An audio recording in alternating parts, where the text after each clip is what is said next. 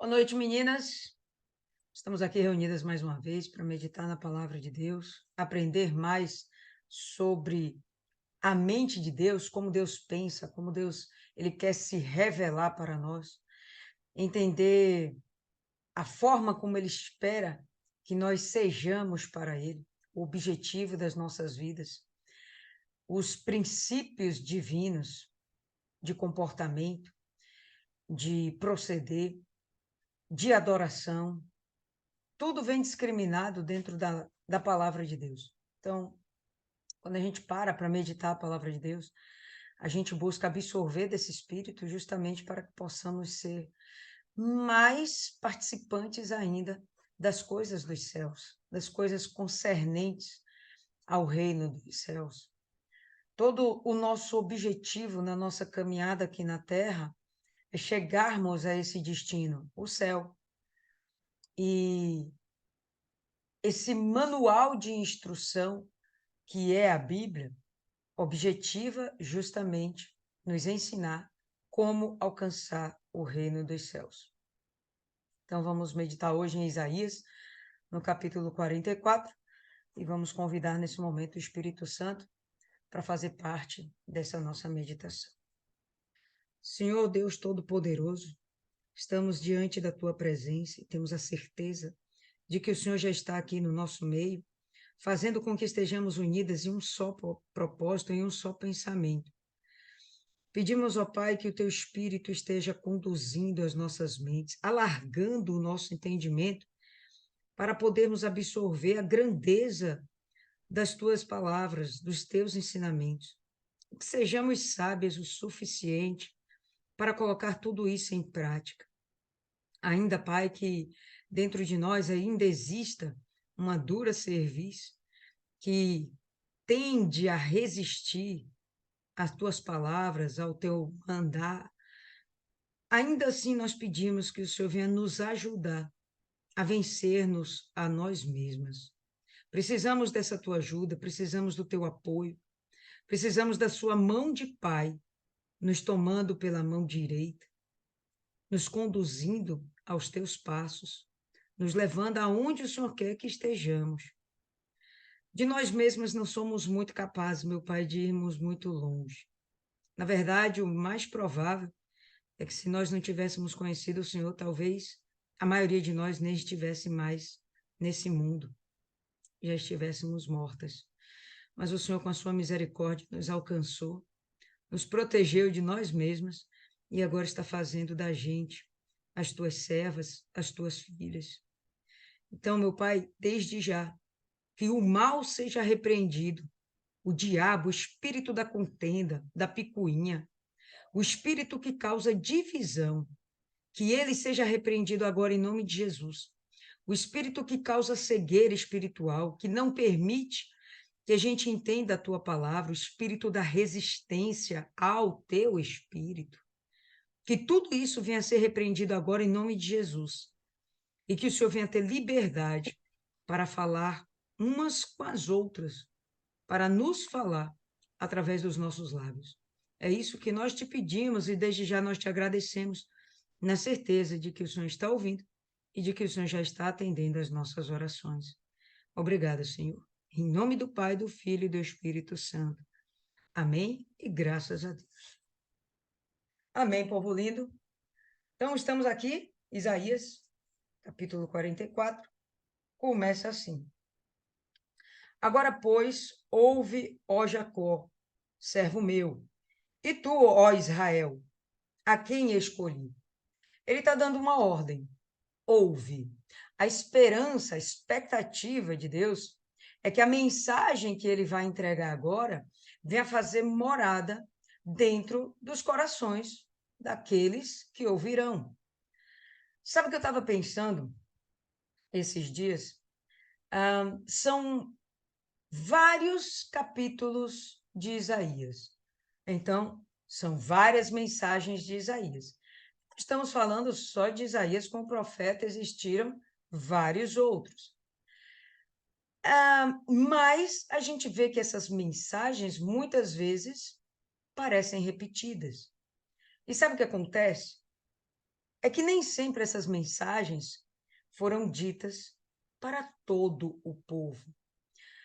O que às vezes acontecia era do profeta estar diante da corte ou diante de um público, numa praça, numa instituição, em alguma localidade, e estava lá falando para um determinado público. Em outro dia, ele estava em outro lugar. Por isso que as mensagens às vezes parecem que são repetidas, porque os públicos eram diferentes. E as mensagens, na verdade, não são necessariamente repetidas, mas elas vão se complementando. Então, por exemplo, hoje quem ouve a mensagem sou eu, nosso grupo. Amanhã quem ouviria a mensagem? Nossos familiares. E depois de amanhã quem ouviria a mensagem? Nossos amigos. E por aí vai. Nem sempre era o mesmo público-alvo, apesar de que o objetivo é que essa mensagem venha alcançar toda Israel, toda a nação de Judá. Vamos lembrar que Isaías estava pregando para o território de Judá. Israel já havia sido destruído, apesar de que havia um remanescente de Israel que acabou migrando para Judá e ali estavam misturados e habitando juntamente com o povo judeu, com o povo levita, com o povo belamita, ok? Ou melhor, benjamita, me perdoe. Então, dentro disso, a gente vê aqui toda hora ele dando essa exortação, né? Ele fazendo essa aclamação, ele dando esse mandamento. Ouve. A intenção dele, obviamente, não era que essa mensagem entrasse por um ouvido e saísse pelo outro. Ele tinha o objetivo de transformar corações, transformar mentes. Todas as mensagens, as dissertações de Deus tinham por objetivo provocar mudanças profundas naquelas pessoas que estavam ouvindo, certo? Então ele está aqui mais uma vez dando essa ordem. Ouçam.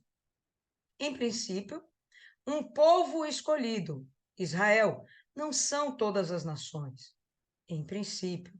Mas a gente vai ver ao longo desse texto, nesse mesmo capítulo, ele falando que Israel é testemunha de Deus.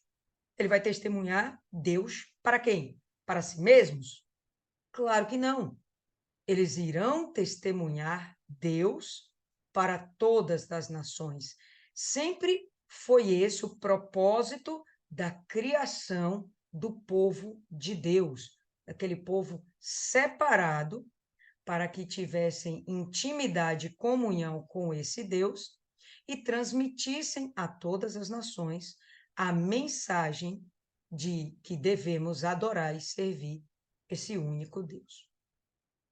Agora, pois, ouve a Jacó, servo meu, e tu, ó Israel, a quem escolhi. Assim diz o Senhor que te criou e te formou desde o ventre, e que te ajudará. Não temas, ó Jacó, servo meu, e tu, Jesurum, a quem escolhi. Quando a gente vê Deus tendo esse trabalho de, mais uma vez, dizer para esse povo, não temas, o objetivo dele é encorajá-los a confiar nele. Não tema, eu sou contigo desde que te formei. E aqui a gente pode pensar, desde que formou no ventre materno, ou desde que formou como um povo, ou desde que formou, desde que o mundo é mundo. Você pode entender isso de ambas as formas. O que interessa é que Deus formou essas pessoas como um povo, as aglutinou para que elas fossem testemunhas dele. E ele fala: bom, se eu tenho um propósito com vocês, uma coisa é certa, eu vou cumprir o meu propósito. Queiram vocês ou não. Se vocês estiverem participando desse propósito, então vocês vão ser abençoados. Se vocês não estiverem participando desse propósito, excluídos serão e amaldiçoados serão. É simples assim. Mas o propósito de Deus não vai ser impedido. A gente viu no capítulo passado, né? Agindo Deus, quem impedirá? Então, assim o Senhor, assim diz o Senhor que te criou e te formou desde o ventre e que te ajudará. Não vai nos deixar desamparados. Eu acho interessante aqui que se o propósito dele é nos dar uma mensagem onde nós vamos ser confrontados em nosso próprio eu, e o objetivo é que sejamos formados de novo, regenerados, transformados, então é de se imaginar que a gente vai ter alguma dificuldade nessa caminhada. Normal. Vencer o próprio eu, talvez seja a coisa mais difícil que a gente vai ter ao longo da nossa vida. Talvez seja a coisa mais difícil. Eu não consigo imaginar em algo mais difícil, pelo menos agora não. Mas depois que a gente conhece o Senhor Jesus e recebemos essa mensagem, a gente entende. Pô, tem coisas que ele não vai tolerar. Eu vou ter que mudar.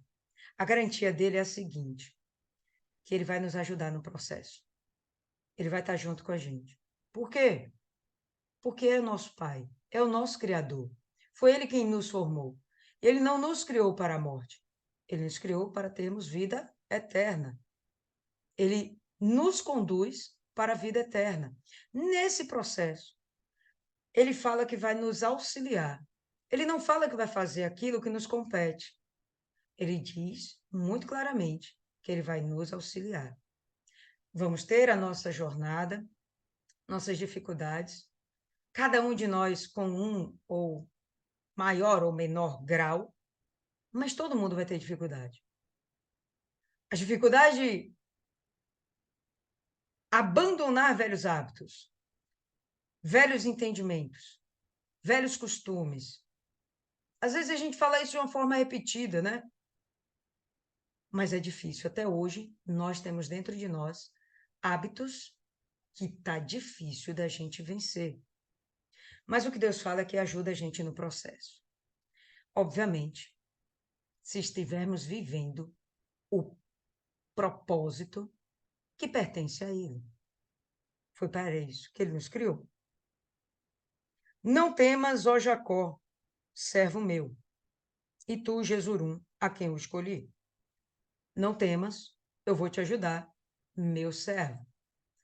Quando ele situa Jacó como servo, ele diz logo qual é a identidade desse indivíduo, qual é a identidade desse povo.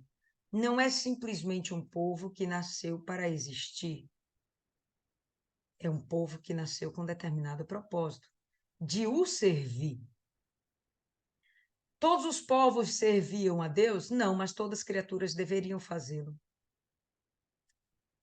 Como todos os povos não serviam a Deus, então Deus teve essa magnífica ideia. Vou eleger um povo, vou abençoá-lo de tal forma, esse povo vai servir de testemunha para me anunciar às nações, para levar uma mensagem de reconexão com o autor da vida.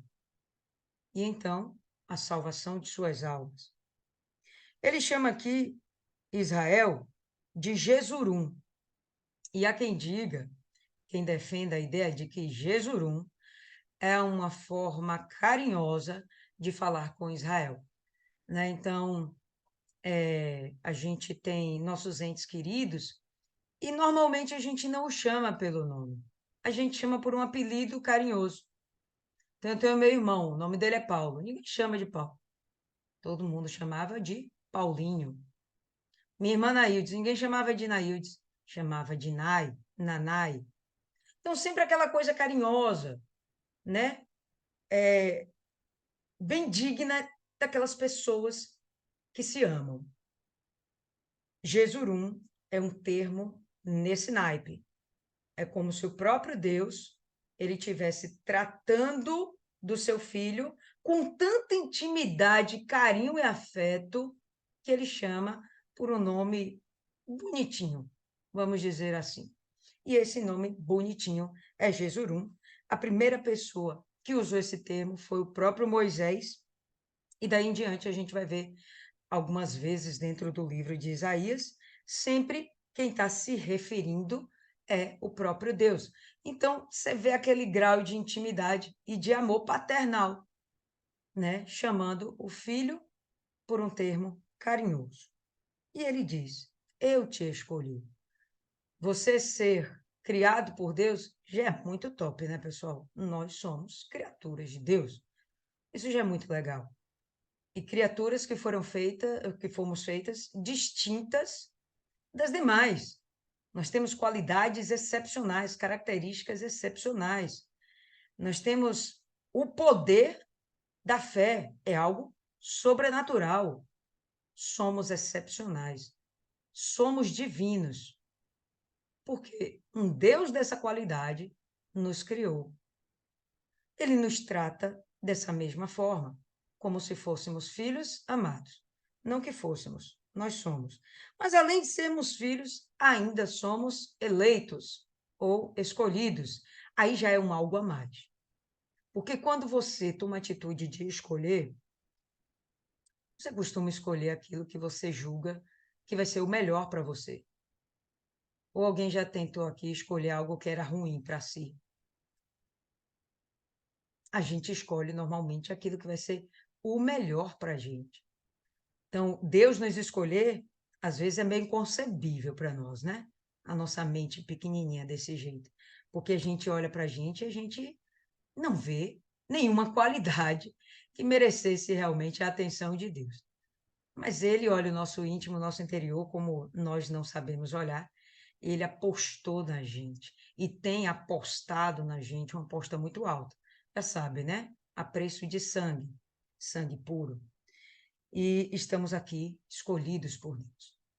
Então vamos relembrar que Deus tem uma mensagem para nos dar e Ele quer que estejamos de ouvidos abertos para receber essa mensagem e praticá-la. Custe o que custar. Verso 3. Porque derramarei água sobre o sedento e rios sobre a terra seca. Já fizemos algumas alusões aqui algumas vezes, que a ideia de solo, de terra, sempre nos remete ao coração, à própria alma do indivíduo. Então, imagine uma alma seca, sedenta, ávida por uma comunhão com Deus, ávida por paz, ávida por um propósito, por um sentido de vida. É isso que Deus vem nos trazer. E ele diz que ele vai derramar água sobre o sedento, rios sobre terra seca, derramarei o meu espírito, com letra maiúscula, Espírito Santo, sobre a tua posteridade e a minha bênção sobre os teus descendentes. Ou na sua versão pode estar escrito sobre a sua semente, aqueles que virão depois de você. Ele deixa claro que se você estiver fazendo parte do propósito, não é só você que vai ser abençoado, suas gerações também. Ele tem esse objetivo de fazer com que o povo eleito dele se multiplique. E vou dizer mais, que não seria só uma descendência de carne, mas uma descendência de discipulado. Quando nós formamos novos discípulos, que contêm as características que nós temos, características aquelas que Deus nos fez ter, que Deus nos fez desenvolver, aquilo que agrada a Deus, através do seu Espírito, a gente vai conseguir multiplicar e fazer com que no final das contas, o nome dele venha a ser disseminado por toda a terra, sobre todas as nações. Então, quando ele fala que vai derramar, penso, e eu acredito que vocês vão pensar da mesma forma, que não é algo por medida. Ele não falou que vai gotejar, ele falou que vai derramar. Então, quando nós derramamos alguma coisa, às vezes a gente até lamenta, porque a gente entende que muita coisa foi perdida. Pô, derramou. Não foi pouca coisa, muita coisa foi perdida. Então, o sentido aqui dele dizer que derramará do seu espírito é de fato que ele vai fazer isso com abundância. O que eu vejo aqui, em princípio, é uma promessa sobre Israel. O desejo de que Israel venha a ser tomado pelo Espírito de Deus. Não vamos lá, mas vou relembrar vocês de uma passagem que é extremamente conhecida de nós, que é a passagem de Joel 2, 28. derramarei sobre toda a carne o Espírito com abundância. E por aí vai. Então, é primeiramente um desejo de Deus. Foi porque a gente pediu? Não, não há um pedido claro de derramamento do Espírito Santo em momento algum. Se houve aí, pessoal, vocês me falam. Mas no Antigo Testamento a gente não vê, e nem no Novo Testamento. O que a gente vê é uma promessa, porque Deus entende que temos a necessidade de receber o seu Espírito. E como isso aqui é uma profecia nesse momento, eu vou entender que essa profecia vai ter, em algum momento, vai ter o seu cumprimento. Estamos falando de Israel, e eu penso que não é ainda o momento do cumprimento, ou não chegou o cumprimento do derramamento do Espírito de Deus sobre Israel. O que nós já vimos, talvez seja um gotejamento. O princípio da igreja de Cristo se dá com judeus, se dá com o povo de Israel, não se dá com gentios. Começa com Israel, expande para os gentios. Sobre os gentios, tiveram muito mais facilidade de aceitar a mensagem da cruz. A gente já vê um derramamento, algo muito mais abundante do que sobre o povo de Israel, que continua esperando o seu Messias até hoje, nós sabemos. Ah, mas tem aquele israelita que já é messiânico, já reconhece Jesus Cristo como o Messias prometido. Verdade. Mas vamos entender que é uma minoria? Então, essa profecia aqui, eu entendo que ela só vai se cumprir naquele momento lá de Zacarias, que fala que ao final da grande tribulação, ao final dos tempos, essas pessoas seriam inundadas do Espírito de Deus, elas reconheceriam que o Messias era Jesus Cristo, elas seriam inundadas do Espírito, então sim, ali haveria abundância do derramamento do Espírito. É meu entendimento nesse momento. Mas, até aqui, não vejo essa abundância de derramamento sobre Israel, que deveria ser a primeira pessoa, primeiro povo que tinha o objetivo de evangelizar as nações. O objetivo inicial pertencia a Israel. Não funcionou muito bem, foi estendido para os gentios. Estamos cumprindo essa missão, né? Male, male, mas a gente está cumprindo a nossa missão, pelo menos melhor que Israel, ok? Até aqui. Vamos em frente. E brotarão como a erva, como salgueiros junto aos ribeiros das águas. Ele está dizendo que depois que essas pessoas receberem do Espírito Santo, elas se multiplicarão. Podemos entender como uma posteridade física, como eu falei, mas eu penso até que muito mais como uma posteridade espiritual, de pessoas que vão aceitar a mensagem da salvação e elas vão ser multiplicadas. Quando estávamos lá no início, né, da era depois de Cristo, eram poucos os que criam. Hoje são muitos mais. Isso está sendo multiplicado. Através de Israel? Ainda não. A maior parte é através dos gentios, certo? Mas isso está acontecendo. Então, eu imagino que essa profecia, ela se multiplica, ou melhor, ela se cumpre em dois âmbitos, tanto físico como espiritual.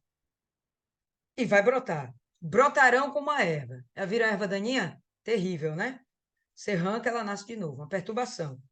Como salgueiro junto aos ribeiros das águas. Então, vai acontecer. Isso aí não tem como evitar. É promessa de Deus. Este dirá: eu sou do Senhor, e aquele se chamará do nome de Jacó, e aquele outro escreverá com a sua mão ao Senhor, e por sobrenome tomará o nome de Israel. Como eu estou falando aqui, pessoal, eu vejo essa profecia em dois momentos de cumprimento, espiritual e física necessariamente. Nós já temos esse povo que se chama povo de Deus, judeus. Nós já temos esse povo, sempre houve esse povo. Tá? Esse povo, depois que retorna do cativeiro, não aceita ser mais povo de outro Deus. Eles são povo de Deus. Eles afirmam isso e testemunham isso para todo mundo. Quando diz aqui que eles reconhecerão, não é reconhecer, eles, como é que fala? Se proclamarão filhos de Deus, servos de Deus, eles estarão anunciando para todo mundo essa identidade que eles assumem agora. Não, nós não servimos nenhum outro, nós servimos a Deus. Nós hoje, entre cristãos e igreja, nós temos dois comportamentos ou dois atos, né, que simbolizam isso aqui, onde com esses dois atos a gente professa que servimos a Deus, que colocamos a nossa vida à disposição de Deus. Alguém seria capaz aí de lembrar quais são esses dois atos? Ninguém? Primeiro, batismo nas águas. Quando a gente toma essa decisão, a gente fala para todo mundo: eu assumo Cristo na minha vida e eu decido viver segundo os moldes de Deus. Segundo ato, participar da Santa Ceia. Então, são dois momentos na vida do cristão onde ele revela para todos que ele tem um nome acima de todo nome sobre a vida dele. Jesus Cristo. Os judeus, eles já fazem isso. Eles não têm um outro nome acima deles. É o nome do Senhor Deus. Não tem outro nome. Então, isso aqui funciona em dois momentos, tanto para a igreja como para os judeus propriamente ditos. Assim diz o Senhor, Rei de Israel. Voltando aqui, um detalhezinho aqui no capítulo 5. Eles assumem que serão chamados dessa forma. Vamos lembrar lá de Gênesis, quando Deus dá nome às coisas, cria as coisas e depois deixa Adão dar nome às coisas? Lembra que aquele que nomina, ele se torna o possuidor daquilo que ele nominou? Vocês lembram desse princípio? Essas pessoas, elas estão se colocando debaixo desse princípio, né? Assumindo aquilo que Deus realmente determinou sobre a vida delas. É o povo eleito. E elas agora vão estar assumindo: eu sou o servo de Deus. O objetivo é assumir: ele é o meu dono. Sou escravo dele. Eu sirvo a ele. Eu não tenho nenhum outro acima de Deus. Certo? Então, eu achei isso aqui bem interessante de posicionar. Ele se coloca na condição de possessão de Deus. Possessão de Deus. Assim diz o Senhor, Rei de Israel, e seu Redentor, o Senhor dos Exércitos. Eu sou o primeiro, eu sou o último, e fora de mim não há Deus. Sabe o que Deus está falando aqui? Das suas credenciais. Podem confiar em mim, porque quem está falando com vocês é essa pessoa aqui. São as credenciais de Deus. Veja o esforço de Deus para estar anunciando ao seu povo que ele é confiável. Aquele encorajamento, crê em mim, eu vou cumprir tudo aquilo que eu estou falando. Vamos lembrar que a gente termina o capítulo 43 com Deus dizendo que eles vão receber um castigo? E a gente inicia esse capítulo 44 com Deus dando uma mensagem de alívio?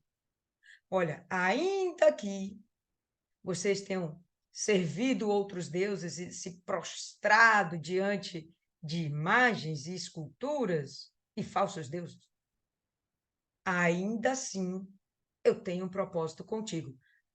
Só que você vai ter que se submeter. É do meu jeito, não é do seu.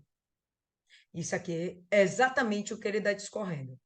Ouça a mensagem, você é um escolhido meu, tenho um propósito contigo, eu sou esse cara aqui, e me perdoem se ofenda alguém falando esse cara aqui, eu sou o Senhor, Rei de Israel, Redentor, Senhor dos Exércitos, primeiro, último, fora de mim não há Deus. E quem proclamará como eu, e anunciará isto, e o porá em ordem perante mim, desde que ordenei um povo eterno, desde que eu formei um povo que é para ser para sempre. Vê que a todo instante ele coloca essa ideia de que não é para ser algo temporário. A nossa união é para ser eterna. Não é para acabar com a morte, é para continuar com a vida eterna. Ele nos chama para permanecermos com ele. E o desejo dele é tão grande de estar perto dessa sua criação, tão iníqua, tão podre, que ele disciplina para que ela se corrija e então ela mude o seu proceder. E possa então ser purificada e estar próxima do Pai. Quem proclamará essas coisas? Eu estou falando com uma antecedência muito grande tudo que está para acontecer. Sobre o que ele está falando, pessoal? Cativeiro da Babilônia. O que ele está falando aqui agora? Haverá o livramento do cativeiro da Babilônia. Quando aconteceu o cativeiro da Babilônia? 200 anos depois. Então, tudo que ele está falando é para que a geração de 200 anos depois, 270 anos depois, venha lembrar dessa mensagem. Pô, ele falou isso no passado. Quer saber? Ele falou isso para a gente hoje. E essas pessoas, então, confiarem nesse Deus. Verso 8. Não vos assombreis, nem temais. Em outra versão tem, não temais, nem tenha medo. É a mesma coisa. Não tenha dentro de si esse espírito de frouxidão. Não tenha dentro de si o espírito de fraqueza. Segue adiante, porque ainda que existam os obstáculos, seja para vencer a si mesmo, seja para vencer essa vida, eu estou do seu lado, eu te ajudo. Tenha medo não, vá em frente. Qual é o seu grande propósito nessa vida? Alcançar o reino dos céus? Vá em frente. Quais são os teus demais propósitos nessa vida? Vá em frente. Cada um de nós aqui tem um propósito. Cada ser humano tem seus propósitos na vida. Vá em frente, eu sou contigo. Não vou te deixar na mão. Não vos assombreis, nem tem mais. Porventura, desde então, não vou-lo fiz ouvir e não vou-lo anunciei? Porque vós sois as minhas testemunhas. Então, Deus está revelando aqui para eles, coisa que ele já tinha falado antes. Mais uma vez, ele está atendendo a esse público-alvo desse momento, dizendo: vocês são minhas testemunhas, vocês foram criados com um propósito. Sabe, a vida de vocês, por mais que seja linda e maravilhosa, ou terrível e muito ruim, meu propósito é usar tudo isso para que vocês me testemunhem. Tudo isso é para que vocês se tornem minhas testemunhas. Seja na mudança, na transformação da sua vida, seja no seu crescimento, tudo isso aqui é para que você louve a Deus e anuncie Deus para todas as nações. Porque vós sois as minhas testemunhas. Porventura há outro Deus fora de mim? Não, não há. Não há outra rocha que eu conheça.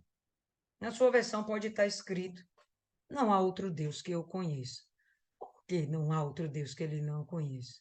Ou que ele conheça? Porque não há outro Deus, pessoal. O Deus que nós servimos é o Deus único. Todo o resto é criação de mãos humanas. E aqui ele vai começar a discorrer o que são os deuses que ainda Israel costumava idolatrar. Esses não são deuses. Eu tenho falado das coisas do passado para o futuro há muito tempo. Como é que vocês não vão crer em mim? Eu vou compartilhar aqui com vocês, enquanto a gente discorre sobre o assunto, esse vídeo aqui.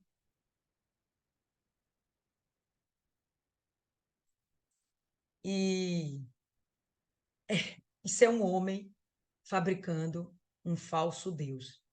O que Deus diz a respeito disso? Todos os artífices de imagens de escultura são vaidade, são vazios, são nada. As suas coisas mais desejáveis são de nenhum préstimo, de nenhum proveito. E as suas próprias testemunhas nada veem, nem entendem, para que sejam envergonhados. O que a gente está vendo aí é o homem criando um Deus para si, que não ouve, não vê, não fala, não apalpa, não come, não faz nada. Não faz nada. É obra das suas mãos. Que tolice é você se sujeitar a algo que você mesmo criou. Deus está dizendo que ele é o criador da gente, de Israel, de todas as coisas, e ele sim tem poder, porque ele criou, gente, ele gerou vida. O que o homem é capaz de fazer? Isso aí, só isso aí. E ele continua. Quem forma um Deus e funde uma imagem de escultura, que é de nenhum préstimo. Quem é que faz isso? Eis que todos os seus companheiros ficarão confundidos, pois os mesmos artífices não passam de homens. Ajuntem-se todos e levantem-se, assombrar-se-ão e serão juntamente confundidos. Tudo que vocês fizerem, homens, para criar para si falsos deuses, vai fazer com que vocês sejam confundidos. Ele diz que essas pessoas são como nada. Ele diz que essas pessoas são como nada. O ferreiro, com a tenaz, trabalha nas brasas e a forma com martelos e o lavra com a força de seu braço. Ele tem fome e a sua força enfraquece, e não bebe água e desfalece. Isso é o homem. Se ele não comer, ele perde as forças. Se ele não beber, ele morre. Isso é a criação do homem. Deus está falando, eu sou Deus, eu não sou homem. O que eu crio é diferente. E eu sou tal que eu não preciso comer ou beber. Eu sou eterno e imortal.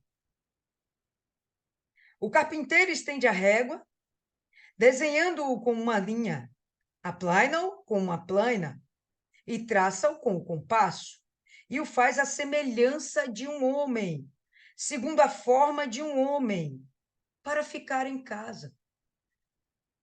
O que esse cabra está fazendo aí? Fazendo a forma de um homem, para deixá-lo em sua casa e o adorar. Como assim? Como é que você vai adorar algo que você mesmo criou? Você está acima desse algo. Você está acima desse algo. Quando corta para si cedros, toma também o cipreste e o carvalho. Assim escolhe dentre as árvores do bosque, planta um olmeiro e a chuva o faz crescer.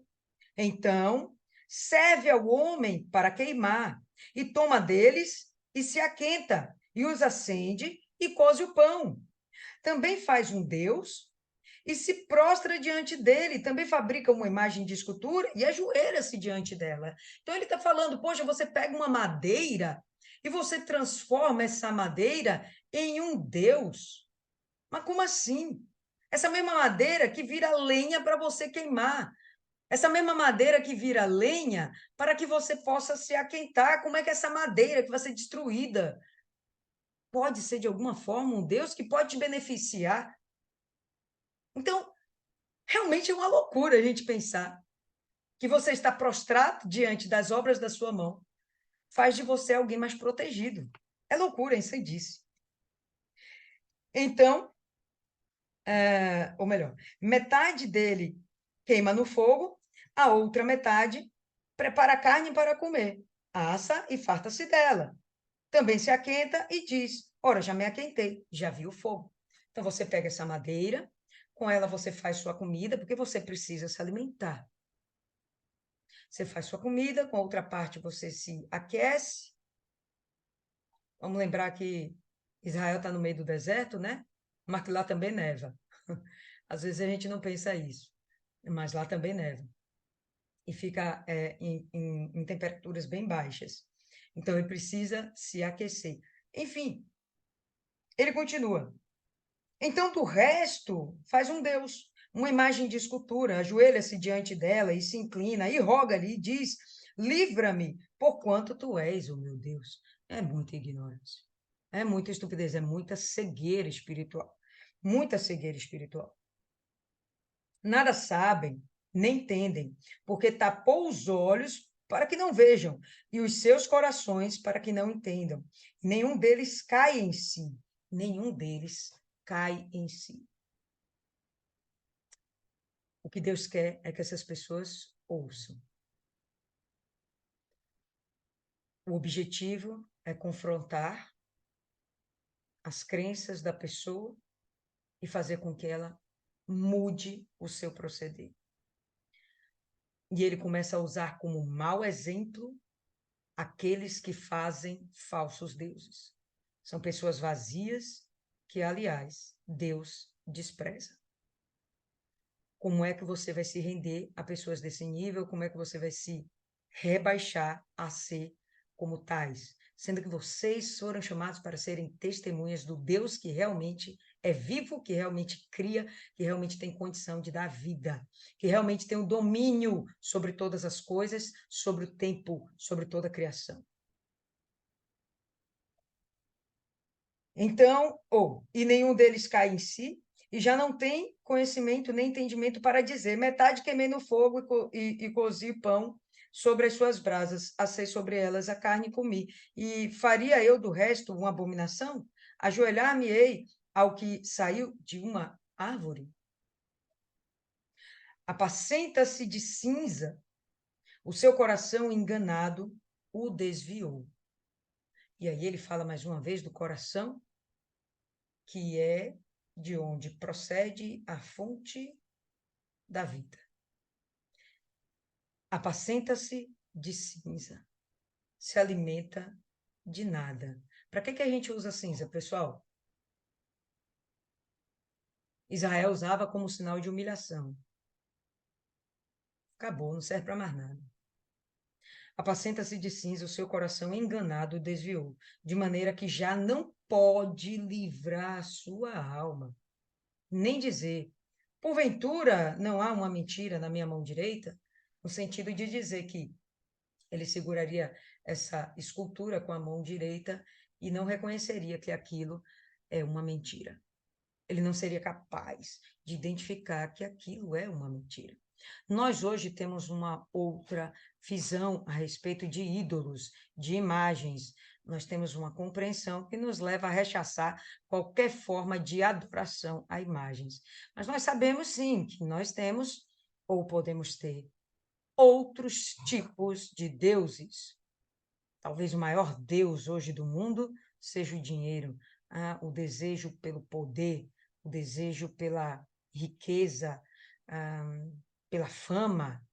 Estava vendo anteontem, um rapazinho colocou lá no seu Instagram, dizendo que ele não suportava mais, que ele não queria morrer, mas ele não suportava mais. Aí no dia seguinte, a cunhada, sei lá, uma parente dele, colocou no Insta dele dizendo que ele tinha tentado suicídio. E por quê? Por causa da pressão do Instagram. O Instagram virou um deus. Tenho que ter curtidas e se falarem mal de mim, eu vou ficar #chateado e a melhor saída para mim é o suicídio. São coisas loucas. As pessoas colocam hoje não só imagens como deuses, mas esse apelo pela fama, esse apelo por ser conhecido, desejado, adorado. Isso tem feito muitas pessoas se perderem do caminho. É perigoso porque aqui fala que de maneira que já o coração o enganou, o desviou, de tal forma, de maneira que já não pode livrar a sua alma. Pode chegar num momento tal que fica complicado você voltar atrás e retomar sua caminhada com Jesus, ou começar a sua caminhada com Jesus, né? Se é que um dia você já teve. E aí ele segue. Lembra-te dessas coisas, ó Jacó, e Israel, porquanto és meu servo. Não é um filhinho que vai ser paparicado, é um filho escolhido que vai me servir. É do meu jeito, não é do seu. Deus sempre colocando as nossas vidas em seus devidos lugares. Somos servos, somos eleitos, somos amados, mas tem um propósito. Sempre essa ideia, tem um propósito. Apaguei as suas transgressões como a névoa e os teus pecados como a nuvem. Torna-te para mim, porque te remi. Em uma outra versão aqui, ele fala assim: eu tenho ocultado como uma nuvem espessa tuas transgressões, e como uma nuvem teus pecados. Retorna para mim, porque eu te tenho remido. O que significa isso? Ele conseguiu transformar todos os nossos pecados como se fosse algo passível de ser dissipado, como uma nuvem espessa. Mas quando você imagina uma nuvem espessa, você imagina algo que não é tão fácil de ser dissipado. Bom, aí você imagina que seja a multidão dos nossos pecados. Não era algo de ser eliminado. Não era algo fácil de ser eliminado. Mas o próprio Deus criou uma estratégia onde ele deseja tanto essa nossa comunhão novamente entre nós e ele, que ele faz questão de pegar os nossos pecados e destruí-los, apagá-los, desfazê-los como uma nuvem. Obviamente que nós hoje temos entendimento que isso passa pela crença na mensagem da cruz, pela fé em Jesus Cristo. Nós temos esse entendimento. Eles ainda aqui não têm esse entendimento. Israel ainda não tem esse entendimento. Mas Deus fez questão de fazer isso. Vamos lembrar que desde o princípio dessa argumentação de Deus, nesse capítulo, ele fala que ele vai derramar o seu espírito para que nós possamos não precisar mais viver sob o domínio do pecado. Se estamos vivendo sob o domínio do espírito, não temos mais a necessidade de viver sob o domínio do pecado, a não ser que a gente queira, livre-arbítrio. Mas ele está dizendo aqui uma condição para uma purificação e então haver o derramamento do espírito. Cantai alegres, vós, ó céus, porque o Senhor o fez. Exultai vós, as partes mais baixas da terra. Eu penso aqui que seja o inferno. Vós, montes, retumbai com júbilo, também vós, bosques, e todas as suas árvores, porque o Senhor remiu a Jacó e glorificou-se em Israel. Ele mesmo se tornou glorificado em Israel. E o interessante é que ele está mandando todo mundo ficar feliz, porque Israel foi remido. Ele está mandando, não é um pedido. Ô, pessoal, canta aí uma musiquinha. Cantai, gritai, exaltai, exultai. Ele manda todo mundo ficar feliz, porque houve novamente essa comunhão, essa religação, essa reconexão entre Deus e o homem e Deus. Assim diz o Senhor, teu Redentor, que te formou desde o ventre. Olha, Deus dando as credenciais dele para que esse povo creia. Eu sou o Senhor que faço tudo. Pensa bem, que sozinho estendo os céus e espraio a terra por mim mesmo. Eu faço tudo. Olha meu tamanho, olha meu poder, veja a minha magnitude. Veja até onde eu posso ir, o tanto que eu posso alcançar. Aí ele vem novamente, que desfaço os sinais dos inventores de mentiras e enlouqueço os adivinhos, que faço tornar atrás os sábios e converto em loucura o conhecimento deles. Cara, ele está no domínio até mesmo dos corações dessas pessoas.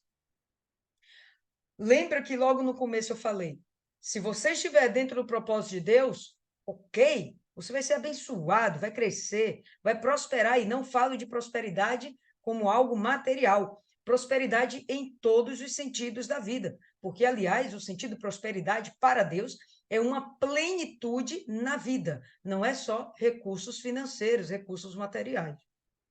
Então, ele chega e diz isso, que ele vai ter condição de abençoar todos aqueles que se colocarem dentro do propósito, mas essa galera que não se coloca dentro do propósito, ele vai eliminar, ele não vai contar com elas. Meu Deus, os sábios vão ser loucos. Os sábios vão ser tidos como loucos. O conhecimento deles vai ser loucura.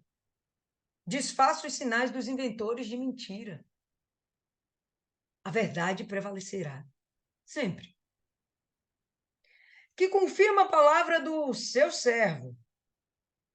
Que confirma a palavra do seu servo. Que cumpro o conselho dos seus mensageiros. Que digo a Jerusalém: tu serás habitada, e as cidades de Judá sereis edificadas, e eu levantarei as suas ruínas. Essa mensagem é aquela mensagem depois da mensagem de que eles seriam castigados, logo depois, né? Ele continua, vocês vão sofrer isso, isso, isso. Mas, olha, Jerusalém, Judá, vocês vão ser reformados, vocês vão ser reedificados, vocês vão ser, mais uma vez, colocados na existência que era para sempre vocês terem. E, inclusive, vai ser algo maior, vai ser algo até melhor. E eu quem vou fazer isso. Então, uma mensagem para aquela galera que eu falei lá do futuro, a galera do exílio, que nasceu dentro do exílio. Tenham esperança, porque eu que predisse tudo isso, estou predizendo agora que vai haver uma restauração. Que digo a profundeza, seca-te, e eu secarei os teus rios. Que digo de Ciro, é meu pastor, e cumprirá tudo o que me apraz, dizendo também a Jerusalém, tu serás edificada, e ao templo tu serás fundado.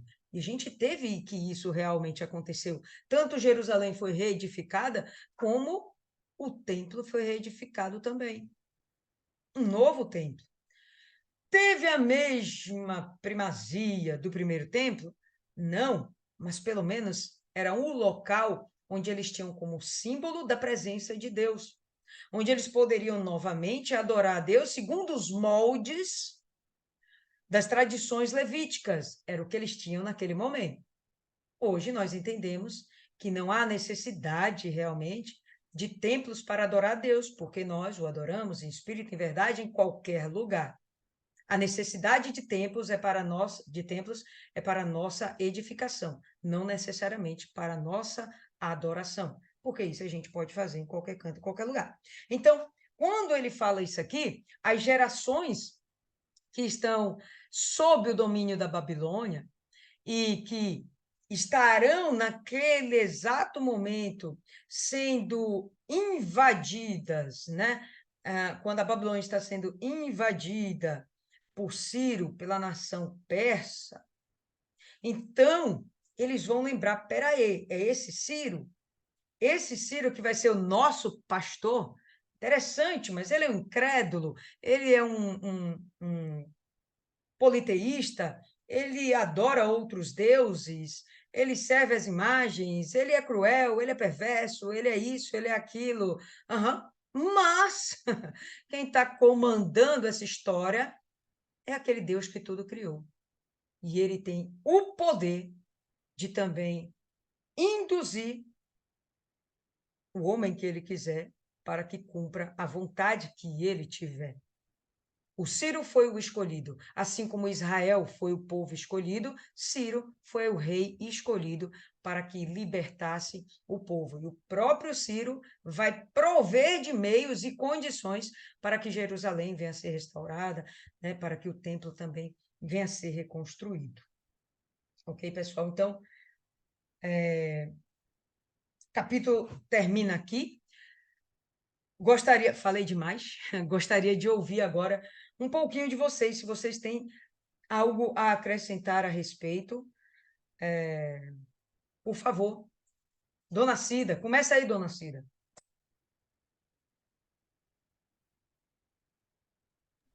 Dona Lília aqui está uma zoada terrível. Não estou ouvindo a zoada, não. A gente só está ouvindo a senhora. Então tá. Tá, tá fazendo. Peraí, deixa eu fechar aqui.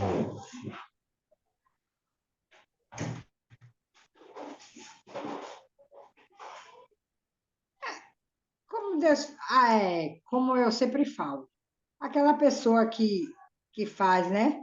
A imagem, esculturas, né? São pessoas porque não conhecem a Deus, né? Hoje mesmo eu convidei uma amiga minha para... Amiga minha não, amiga de minha filha, para ir para igreja, ela foi para a Corrente dos Impossíveis, então, chegando lá, ficou feliz porque me viu, disse que estava frequentando a igreja, né? Eu fiquei feliz quando ela falou comigo, né? Comentou que agora ela é outra pessoa, porque ela ela, não sei se ela, eu acho, ela gosta do mesmo sexo, né? Da pessoa do mesmo sexo. Aí, só Sim. que ela está frequentando a igreja e tudo. Só que no andar da carruagem, aí teve a música, né? E tudo. Ela falou em línguas e tudo, louvor e tudo. Aí depois eu digo, gente, tem algo de. Aí me abraçou falando em línguas e tudo, e eu aí repreendendo, né? Eu digo, aí acabou com o lírico, Satanás, eu tenho certeza. Aí comecei a orar, repreendendo. Aí depois, né, eu tô aqui, né, que tô, tô, tô esbanjando, como é o nome? Meu Deus, que ela falou. Tô com tanta unção que chega a estar derramando assim. E conversando com ela, conversando. E ela falando, né? Daqui a pouco ela largou. É porque não sei o que, Ave Maria. Eu digo, olha aí, não conhece a Deus. Não conhece a Deus, gente. Aí acha que é simplesmente porque frequento a igreja, né? Se eu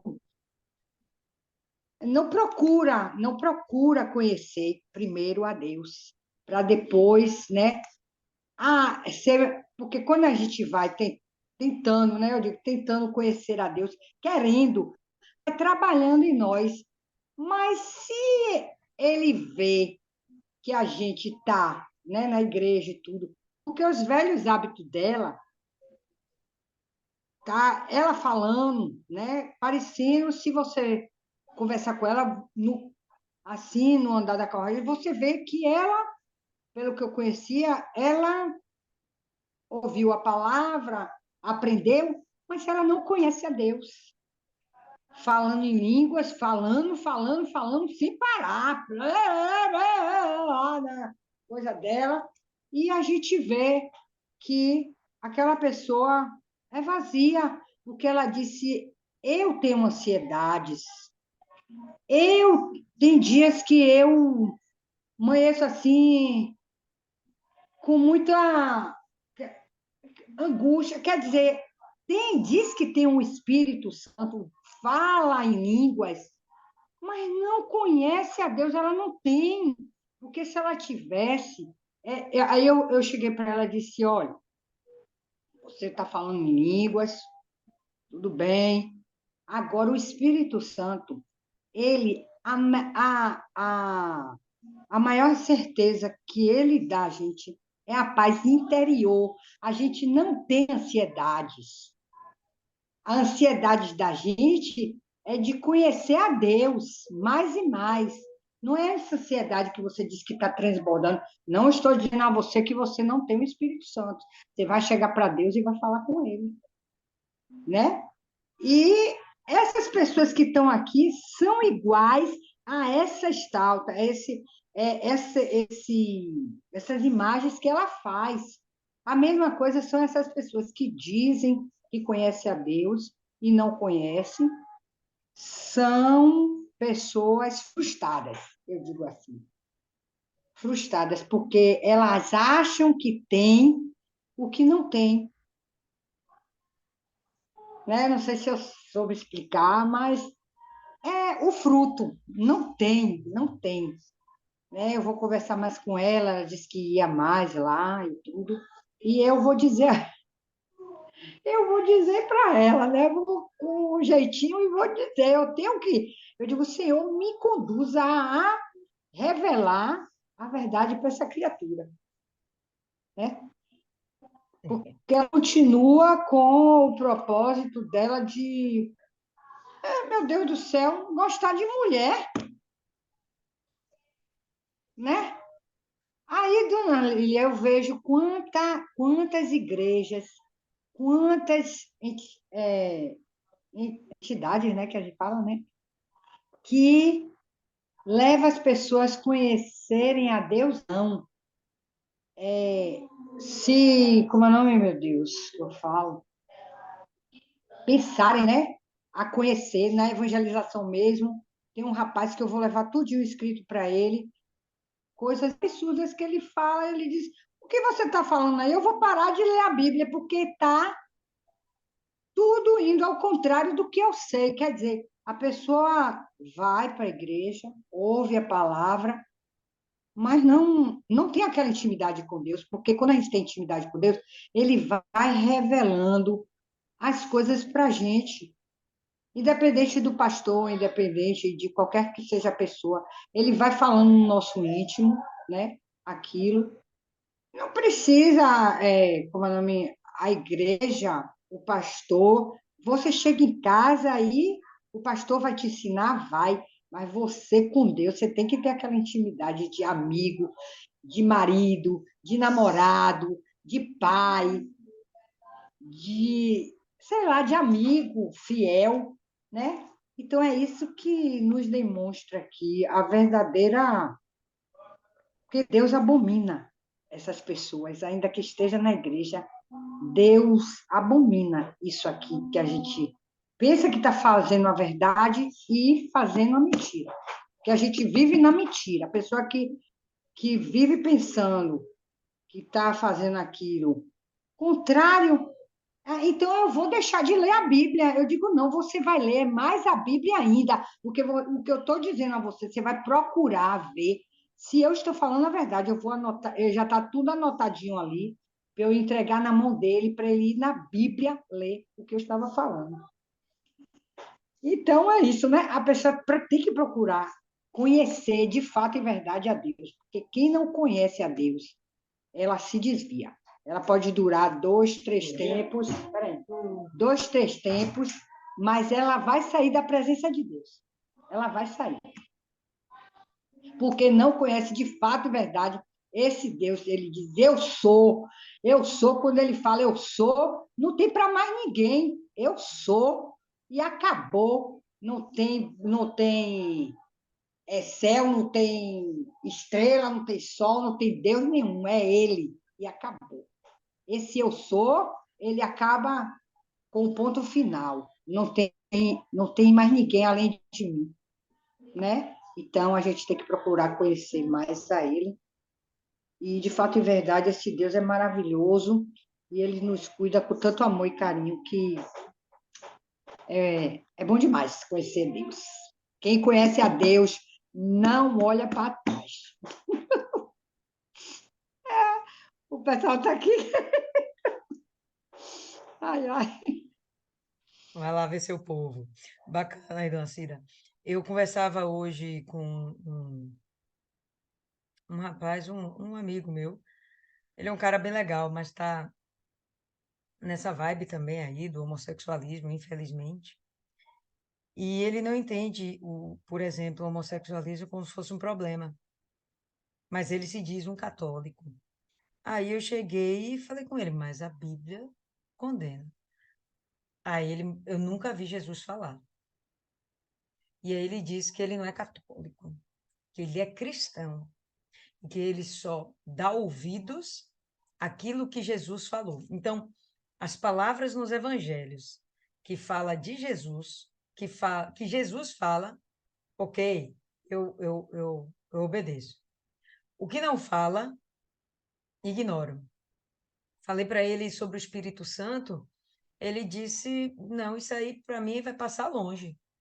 Por quê, menino? Não, porque não precisou disso para o ladrão ser salvo na cruz. E eu sou um bom ladrão. Eu vou ser salvo na última hora. Então, de fato, é como Dona Cida aí falou, uma falta de conhecimento da Bíblia. E por opção, é o que está escrito no verso 20, né? 44, 20. O seu coração enganado o desviou, de maneira que já não pode livrar a sua alma. É delicado. A gente tenta conversar, mas rejeita. E aí a gente fala da palavra de Deus? Não, não é palavra de Deus. Eu só vou obedecer o que Jesus falou. A gente estava comentando, né, sobre fazer ou não uma tatuagem. Minha assistente falou, não, tatuagem não é legal, Deus não se agrada de tatuagem, não sei o quê. Se Jesus falou que não é para eu fazer tatuagem, eu não vou fazer. Mas Jesus falou isso? Então, tem coisas que não precisaria Jesus falar, né? São coisas que ficam implícitas na mensagem de Cristo. E o restante da Bíblia auxilia nessas compreensões. Mas a pessoa rejeita, a pessoa não quer ir mais além, não quer se aprofundar na palavra de Deus. É uma decisão. Não, não quero. Não quero passar disso aqui. Mas por que não quer passar disso aí? Porque sabe que vai ser confrontado. No fundo, sabe. O espírito de vida que há nele, o espírito de Deus, o espírito de vida que há nele, não é o Espírito Santo, o espírito de vida, fala isso com ele. Isso não está certo. Mas ele prefere tapar os ouvidos para essas palavras do espírito e simplesmente seguir a vida como ele julga que deve ser, né? Por mais que você queira falar a verdade, seu coração enganado desviou. Então, uma pessoa maravilhosa, porém, a salvação está comprometida, pelo menos até aqui, né? Ok. Fernanda, tem algo a acrescentar, Fernanda?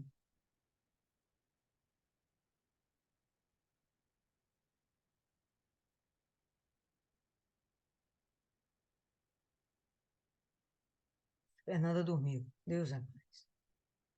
Dona Mari, algo a acrescentar aí, Dona Mari? Gente, eu não dormi, não. Eu estava me mordendo aqui, tentando achar o microfone para misericórdia. Abrir o áudio. Deus é Porque tem mais. houve uma atualização aqui, mudou o layout do negócio, né? Aí eu digo, misericórdia, cadê o microfone?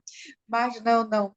É muito do que já vem sendo dito, e essa carta ela destrincha muito as orientações do Senhor. É como se ele falasse dando vários exemplos diferentes para dizer a mesma coisa para o povo. Então, não tem muito o que acrescentar, não. Ok. Rosa.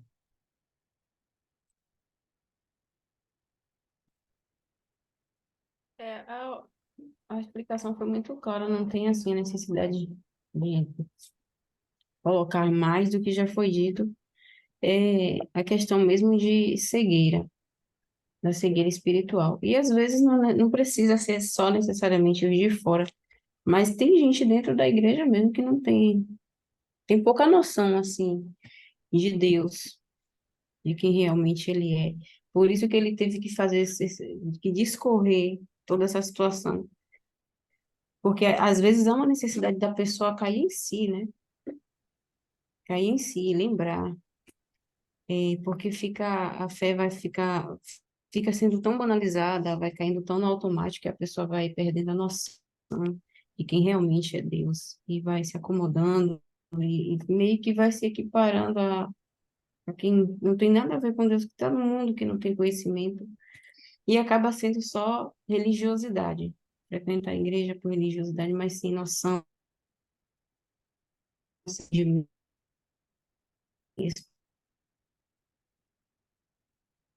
sobre Deus, aprofundar, mas aí é uma escolha de cada um. Mas aí Deus tem que chegar, jogar trazer a lembrança de mente, é porque às vezes o ser humano vai automático, vai caindo na mesmice e vai meio que se acomodando, né? Aí depende muito da pessoa, de- da necessidade que ela acha, que ela busca em não entrar numa caixa ou colocar Deus numa caixa, mas abrir a vida, né? Porque lá as pessoas já, as religiões que a comunidade mesmo, né? Mas a partir do o Deus do impossível, o Senhor Jesus que morreu na cruz para salvar, verteu o sangue dele para salvar aquele que se encontra arrependido, que reconhece que está perdido e quer realmente dar a oportunidade de Deus agir. Então, há uma necessidade aí, é fundamental que a pessoa realmente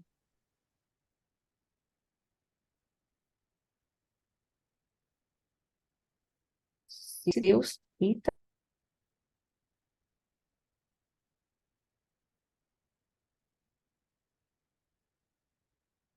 Vou dar um pause aqui em Rosa, porque está travando muito. Ou sou eu que estou travando? Eu estou travando, pessoal? Tá, a Rosa, né? Está travando lá. Enfim, então vamos continuar aqui. É, uma das coisas mais interessantes desse capítulo é justamente no verso 8, quando ele fala: Porque vós sois minhas testemunhas. Israel era testemunha viva de que Deus, eles eram a prova viva da suficiência de Deus. Não precisava mais nada, não precisava mais nada. Já tinha Deus. O resto totalmente era acrescentado de acordo com as necessidades. Não tem, não tem como a gente ter medo de viver se a gente serve esse Deus. E quando a gente se aprofunda no conhecimento da palavra, isso fortalece realmente demais a nossa fé. Cria dentro da gente uma ousadia de filho mesmo. Eu posso ir além, porque Deus me auxiliará. Ele vai estar me ajudando nisso. Na verdade, ele vai me conduzir nesse processo, ele vai me levar onde ele quer que eu esteja, né? Cada um no seu cada um no seu cada qual, mas cumprindo o propósito dele. Maiana, quer acrescentar alguma coisa, Maiana? Esse povo, mesmo sabendo quem ele era, eles buscavam motivos para fracassar e, de certa forma, depois até colocar a culpa na conta de Deus. E ainda cometia o pior dos pecados, que era a idolatria de tirar a adoração, tirar os méritos de Deus para colocar num pedaço de pau, num pedaço de madeira, e muitas pessoas colocam em si mesmo, como Rosa falou, da religiosidade. A pessoa se coloca na condição de Deus. É como se ela tivesse o martelo lá supremo, que ela pode medir a vida espiritual da outra pessoa, que ela pode julgar a vida da outra pessoa, porque a grama do vizinho, a história da janela, das roupas sujas, que a vida do outro estava toda errada, mas a verdade era que a janela dela estava suja. Não era a mulher que não lavou direito. E Deus, ele conhece cada um. Esse povo aqui seria um povo que quem olhasse dizia, não vale a pena, caso perdido. Mas Deus conhecia o íntimo de cada um, porque no meio desse povo aqui, tinha pessoas que ainda queriam alguma coisa, tinha pessoas que ainda buscavam Deus. Tanto é que ele está lá dizendo, ó, eu vou fazer, vai acontecer, eu vou punir, mas eu também vou resgatar. É verdadeiramente o amor de pai e o amor de servo. E isso fica de lição, porque o que eu coloco no meu coração tem o lugar de Deus. O que eu priorizo vai ser o meu Deus. E as pessoas, eu não coloquei uma imagem. mas você colocou o trabalho, você colocou o seu filho, você colocou os seus pais, você colocou suas mães, você colocou suas mães, sua mãe, você colocou você. Tem gente que fala, eu posso fazer qualquer coisa, eu não preciso de Deus porque eu posso fazer sozinho. Mas você não pode te dar a vida eterna, e Deus pode. Você não pode curar uma doença, e Deus pode, se Ele não quiser curar, e você estiver bem diante dEle, você vai morrer. Às vezes eu fico olhando as pessoas que pedem oração por uma pessoa que já está velha, e eu fico pensando, gente, esse povo não sabe que a pessoa tem que morrer. Eu vou ser bem sincera, não me pede para orar por idoso não, porque ó Deus, faz sua vontade, salva e arrasta para cima, porque a pessoa vai morrer de todo jeito. Jesus não vai voltar, essa pessoa vai ficar aí sofrendo. O, o, a pessoa que procura um Deus, ela quer uma desculpa para continuar errando, para continuar se justificando, mas acima de tudo é o medo da morte, porque ela sabe que ela vai morrer, e se ela não está bem com Deus, ela não vai para um lugar bom. E a gente vê casos aí, uma colega minha estava dizendo que a sogra dela tem medo de morrer, eu falei também. Diz que o pacto é tão grande que toda vez que a morte está lá, ó, com a foice no pescoço dela, ela faz alguma coisa para que seja levada outra pessoa da família. Eu falei, meu Deus do céu, véia miserável. Eu falei, essa véia vai, ó, fazer, vai virar fumaça. Qualquer dia a véia vai fazer puf, e vai sumir. É tipo a irmã Nadir, não sei se vocês viram o pronunciamento dela dizendo que o diabo vinha buscar ela. E a mulher diz que é de Deus, mas ela fala que foi no inferno, viu isso, viu aquilo, viu isso, viu aquilo. Eu falei, gente, ela tá pior do que meu vizinho. Meu vizinho foi lá 2 vezes, segundo ele. O velho tá murchando, murchando, murchando, mas não morre, porque o diabo disse: se você entrar aqui de novo, eu não saio, ou você não sai mais. Aquele ali é outro, que qualquer dia a gente vai saber da notícia, ó, fulano de tal virou fumaça. E ela fala que foi com tantas vezes. Eu falei, gente, ela já tem uma carteirinha, ó, VIP. E depois ela sai com essa pérola que o cão vai vir buscar ela.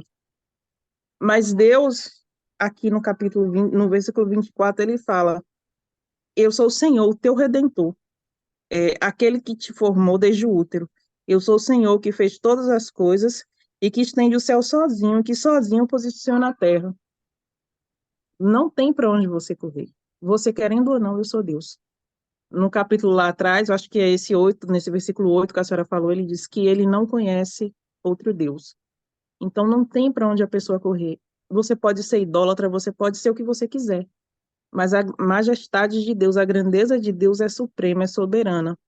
E se você está debaixo da vontade dele, como servo, você está com seus olhos atentos às mãos dele, como fala lá no Salmo, você vai passar por provação, você vai passar por tribulação que você nem provocou, mas o teu Deus vai te guardar. Ele conservou Daniel no cativeiro lá, conservou Daniel, Arias, Ananias e outro que eu esqueci o nome. Eles foram para o cativeiro, estava perdido, não estava perdido. Eles buscavam a Deus. Porque no meio desse povo perdido vai ter sempre alguém que de verdade teme a Deus, que vai suportar as injustiças. O Senhor Jesus disse: no mundo tereis aflições, mas tem de bom ânimo. Jesus, para que mais injustiçado do que o Senhor Jesus? Ainda pagou pelos pecados da humanidade toda, mas ele perseverou. Se não tivesse o Senhor Jesus naquela época para servir de exemplo para os discípulos, de servir de exemplo para o povo, fazer os milagres operar, como que Deus ia poder condenar depois, se ele não viu o outro lado da história, não viu a outra parte da obediência? Você ser lançado numa fornalha, você ser lançado numa cova dos leões, e você sair de lá ileso, intacto, sem cheiro de fumaça, sem nada, porque Deus foi com você. Isso serve de testemunha para aquelas pessoas que eram idólatras. Você está mostrando seu Deus. E o mais interessante é que quando esse povo pecou, naquela época Deus não falava diretamente com eles, falava diretamente com os profetas. Deus não ficava lá no céu comentando com um anjo, com o outro, não. Ele falava diretamente o profeta ia lá e falava aquilo para o povo. Não tinha disse e me disse. A intenção de Deus aqui era realmente essa, consertar o povo, e ele ia diretamente no povo. Porque assim, ele poderia deixar lá, eu sou Deus, eu vou fulminar todo mundo, e nem ele fez lá na época de Noé, embora não tenha sido todo mundo, né? Tinha Noé e as pecinhas raras dos filhos dele, mas ele avisava. estava todo mundo consciente, aqui está todo mundo consciente. Você vai sofrer por causa dos seus pecados. E a pessoa ainda se irrita com Deus. Ela está plantando o que não presta, e quando vem a colheita, não porque Deus é injusto, não, injusto é você. Você sabia que você não ia fazer isso. Você não podia fazer isso, você não deve. Porque mesmo quando não tem uma consciência de Deus, existe uma consciência moral. Ela sempre vai falar que não deixa de ser Deus dentro da cabeça da pessoa. E Deus foi lá diretamente para esse povo. Ah, mandou recado pelo homem. Não, Deus falou através do homem. Deus foi lá e avisou. Você vai para o deserto, você vai ficar lá cativo 40 anos. Cativo não, você vai sofrer 40 anos, como ele também avisou que o povo ficaria 400 anos lá no deserto. Você vai sofrer o cativeiro da Babilônia, mas eu ainda amo. Se vocês aprenderem, eu vou lá e vou livrar vocês. Aliás, de todo jeito, Deus falou que ia dar o livramento.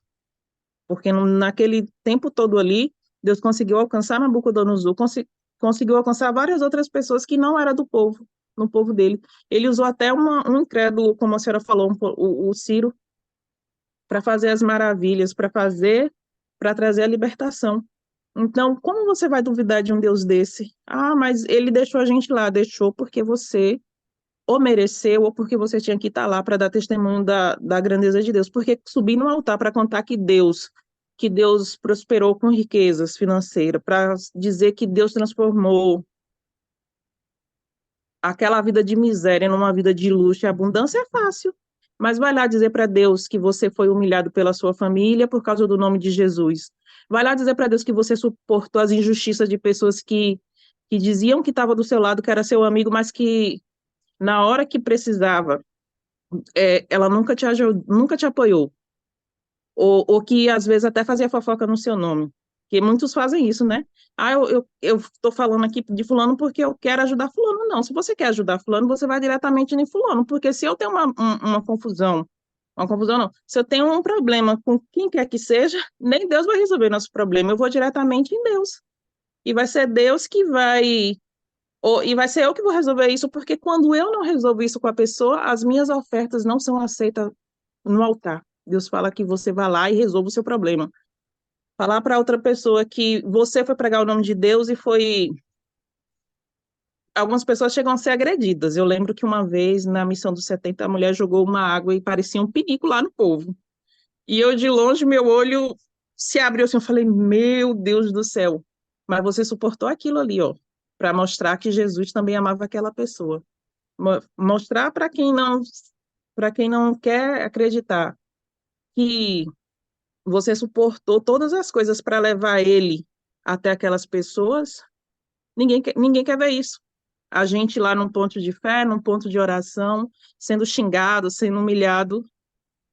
Isso aí, se você for dar um testemunho lá, muitas vezes não vai chamar a atenção da outra pessoa. Por quê? Porque o interesse deles é outros. Mas você testemunha a Deus quando você está lá fazendo tudo isso, e é uma das maiores formas, é um dos melhores testemunhos. É você mostrar que você suportou tudo isso por amor a Deus, como os profetas no passado, como o Senhor Jesus. E levar esse amor, ainda que as pessoas não estejam dispostas a receber. Porque é isso que Deus está fazendo aqui. Eu estou te dando o meu amor, sendo que você não me pediu. Porque Deus ofereceu o Senhor Jesus, prometeu o Senhor Jesus, ninguém pediu. Ele promete derramar o Espírito Santo e também ninguém pediu. O amor dele é tão grande que transborda. Então, o que eu penso é que a gente tem que buscar ter esse amor dentro da gente, de transbordar o amor de Jesus, ainda que as pessoas não nos peçam, porque não é sobre o que a pessoa quer, não é sobre o outro, é sobre eu. É sobre o que eu tenho para oferecer e o que eu quero oferecer. Tem uma situação chata que todo dia eu olho e penso, meu Deus, está difícil. Está difícil, eu não estou suportando mais. E a pessoa chega lá cheia de capeta, é demônio. E esfrega assim na cara e eu fico olhando e falei, meu Deus, mas essa afronta aí não é minha não, não é só minha não, é sua também, viu? Eu não vou carregar essa vergonha sozinha não. E o próprio Deus fala, eu estou dando a oportunidade. Eu estou dando a oportunidade. Eles não querem aceitar, eles não querem aproveitar, vai ser um sangue que vai estar livre da sua culpa. Então, eu acho que a gente tem que resistir igual esse profeta aqui, Jeremias, suportou, coitado, ainda morreu cerrado, e todos os outros. Mas pelo amor que Deus tem para a gente, eu acho que é esse mesmo amor que a gente tem que buscar ter e levar para o outro, e deixar de lado é, o que a gente acha, porque muitas das vezes o achismo é que acaba com tudo. A gente junta com as mãos e o achismo vai lá e faz a gente espalhar com os pés. Tá, só lembrando que é Isaías, não é Jeremias. Beleza, pessoal. Dona Eu já Mari, disse que eu concordo com os dois, né? já. Dona Mari, faz a oração final aí, Dona Mari. Vamos encerrar por aqui hoje, pessoal, que o horário já está um pouquinho extrapolado. Claro, se Dona Bora Mari lá. não dormiu, né? Claro. Não, eu estou aqui participando, fazendo as coisas, participando. Eu estava com a Bíblia do lado aqui do que eu estou fazendo, acompanhando tudo. Bora lá. Senhor, Deus, amado e eterno Pai, quão maravilhoso é, meu Deus. Mas todos os dias, todas essas meditações, quão maravilhoso é a gente aprender cada vez mais a não errar, meu Deus. Que é isso que esse estudo, para mim, mostra. Aprender a não errar. Que sabemos que o Senhor perdoa, mas as consequências do erro, elas são certas. Então, eu agradeço, meu Deus, por mais essa meditação, por mais esse estudo.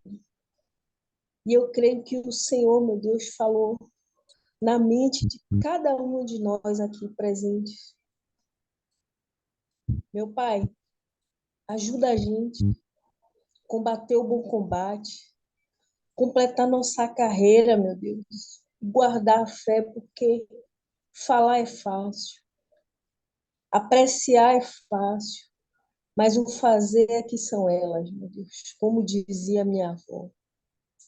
Então ajuda a gente a permanecer, a lembrar de cada palavra dita aqui nessa meditação, meu Deus, quando o dia mal chegar, quando a hora mal chegar, quando chegar a hora, meu Deus, da reação, aquele problema, aquela palavra dita errada, meu Pai.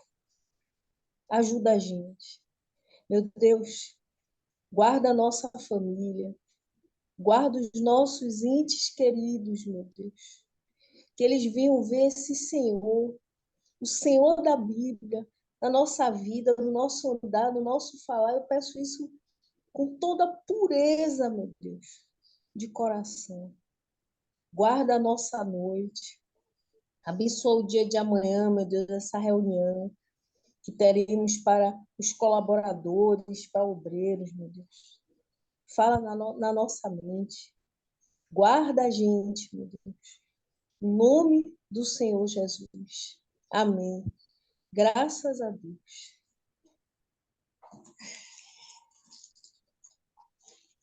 Amém, povo lindo. Então, por hoje é só. Terça-feira a gente se reencontra. Deus abençoe cada um de vocês. Em nome de Jesus.